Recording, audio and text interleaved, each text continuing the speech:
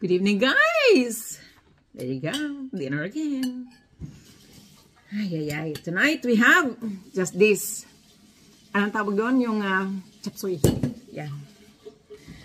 Chop suey with breast chicken. Ayan. Ano na? 6:30 na. Kasi, ang tawag dito, umalis kami.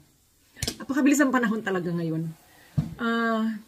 Buong maghapon namin, parang buong araw, umalis ang asawa ko. What time did you go out for mom? 9? 9 in the morning. Nakabalik siya ng bahay, nakabalik kami. Sinundo ako, tapos nakabalik kami. Ano na? Aga-alas 5 na. It's 6:30 now. Kakaluto ko pa lang ng aming dinner. Late na ang aming dinner. Bumili lang kami ng sapatos. Pakalayo kasi. Isang oras sa punta doon, isang oras pabalik. Ay, nako. Ang panahon talaga.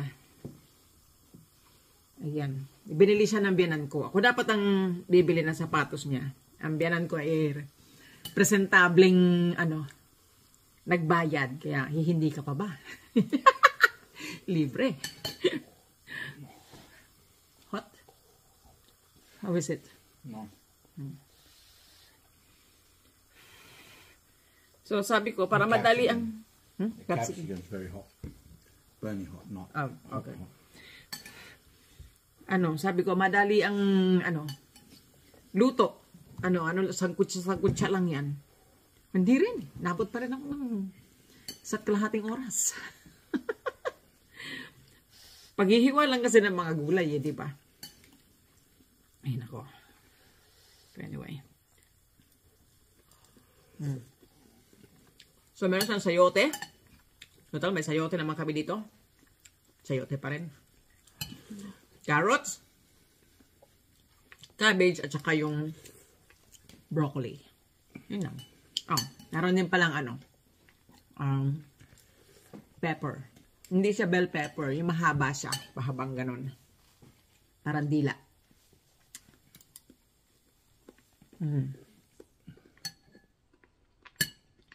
Sweet capsicum ang tawag dito. No rice.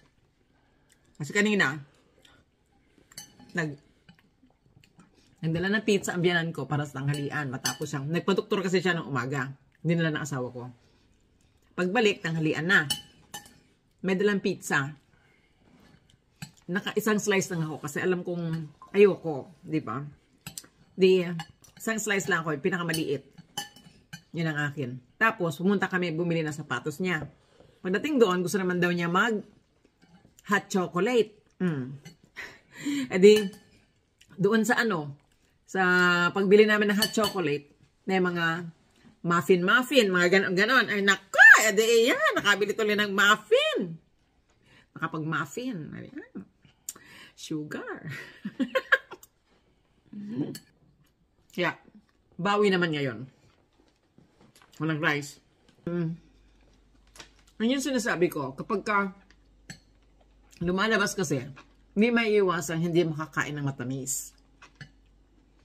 Ngayon, gagawin na, punta kami ng coffee shop. So, hindi maiwasan. Kaya, nire-reserva ko yung pagkain ko ng ng rice, mga ganyan, sa mga ganong pagkakataon. Kasi yun, hindi maiiwasan. Sa bahay, maiiwasan mo pang mag-rice. Kaya kagaya nito, di ba? Pwedeng wala, pwedeng meron. So, doon na lang ako sa wala. Di ba? Reserva ko na lang yung sa susunod kapag halimbawa lalabas kami.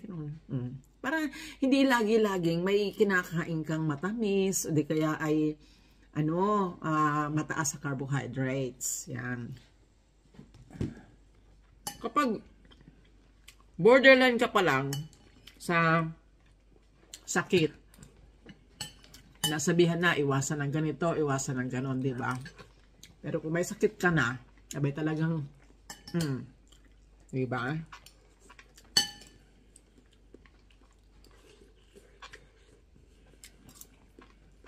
Although hindi man 100%, At least mag-effort naman.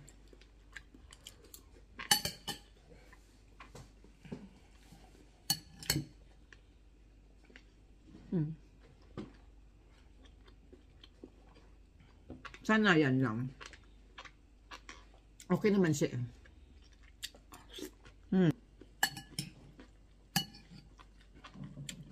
It's kind of sweet, isn't it? Wow.